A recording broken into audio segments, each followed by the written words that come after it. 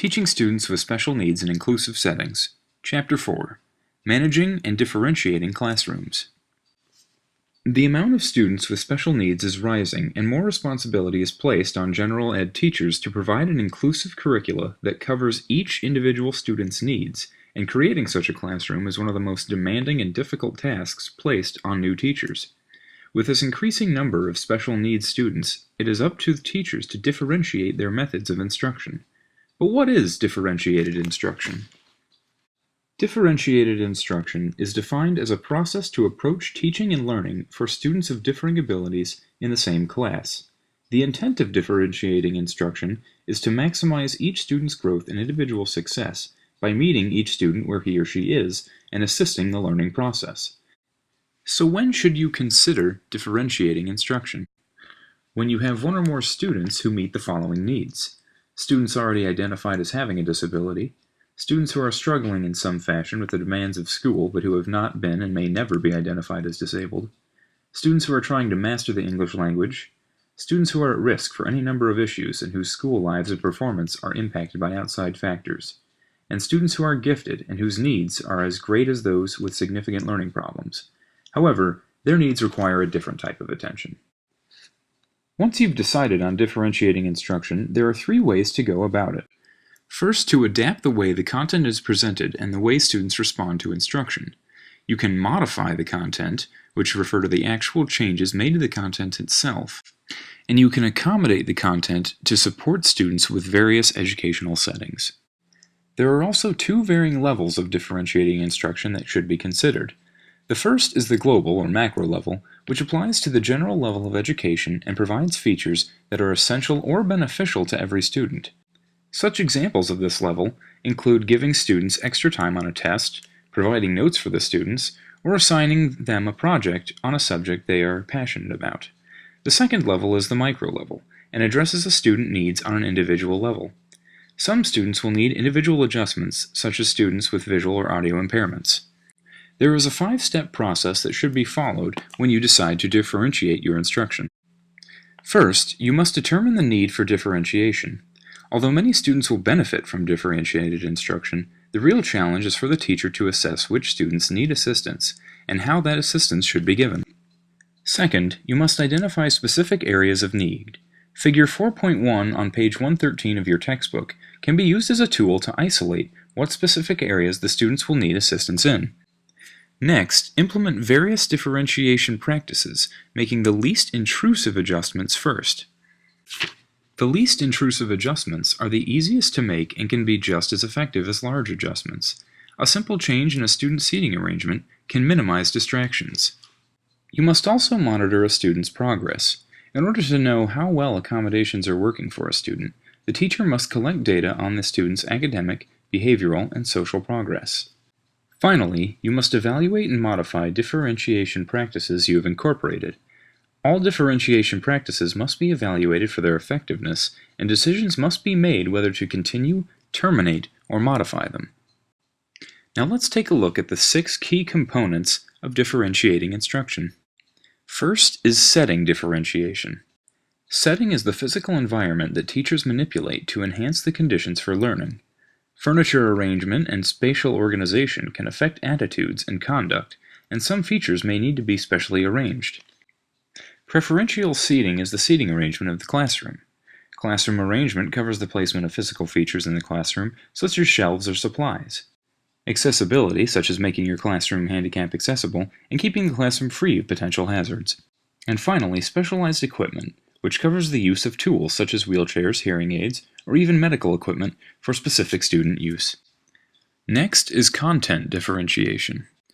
Differentiating the content means to teach not only the subject matter required, but also trying to teach students life skills and skills that will be applied to other fields in the future.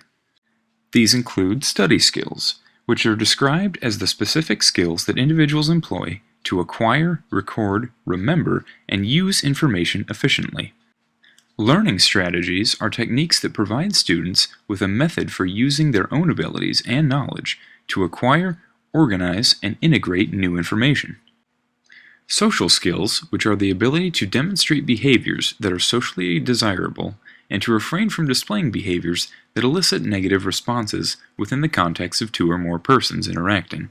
And finally, related life skills, which encompasses daily living, leisure and recreation, community participation and citizenship, transportation, health, self-determination, and occupational preparation.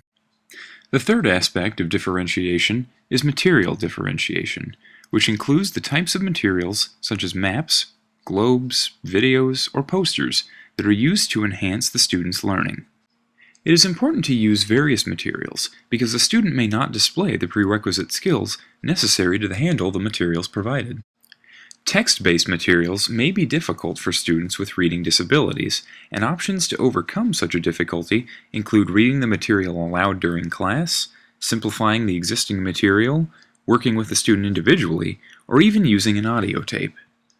It is also important to verify that your students are comprehending the materials, and this can be done through a various amount of methods, such as using a study guide, highlighting the textual material, or engaging the student prior to reading. The various learning difficulties of your students will also require you to use instructional differentiation, the fourth aspect of differentiating instruction. For instructional differentiation, you must consider the way a student learns and plan accordingly to meet that student's needs, using multisensory experiences, assistive technology, and using in-class activities are easy ways to use instructional differentiation. When giving assignments or projects to special needs students, remember that they may need exceptions to deadlines or grading methods. Our next part is management and behavior differentiation. Classroom management and behavior are a key part to teaching, and even more so when instructing students with special needs. It is important to establish class rules and general expectations at the beginning of the school year. Using a social contract with your students is a good way of establishing what behavior is appropriate in physical form.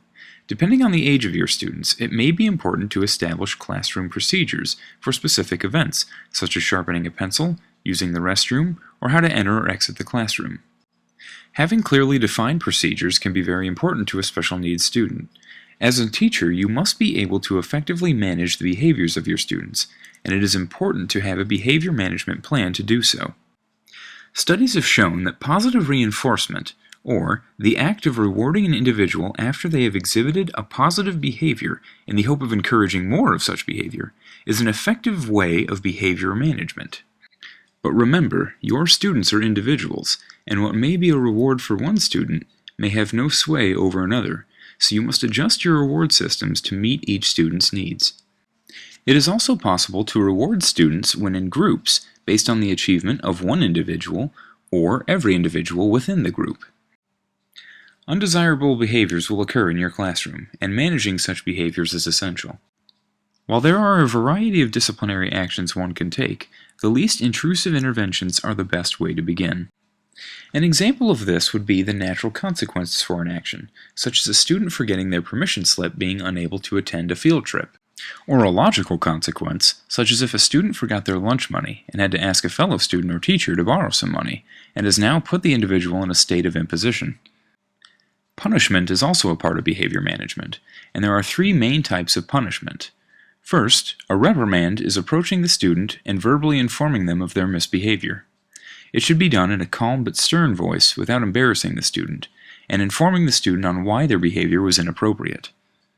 Second is the timeout method, which involves removing the student from the situation for a brief time, but allowing them to observe. And finally, the response cost method, which involves the loss of a privilege that the student values. The end goal of behavior management is to have the student develop their own behavior self-management that they will use in the future. Finally, the personal, social, and emotional differentiation. Special needs students will come from a variety of backgrounds and home lives, so it is up to the teacher to create a classroom climate or a classroom atmosphere that is conducive to learning. The students should feel safe, get a sense of belonging, have freedom to make choices, and enjoy their time in the classroom. The attitude of the teacher toward a student with special needs has a great impact on the student's experience, as it would with any student. The student's peer and family relations will have a deep impact on the student. The teacher should strive to work with the student's family to provide the right needs to ensure the student's success. This has been a summary of Chapter 4. Thank you.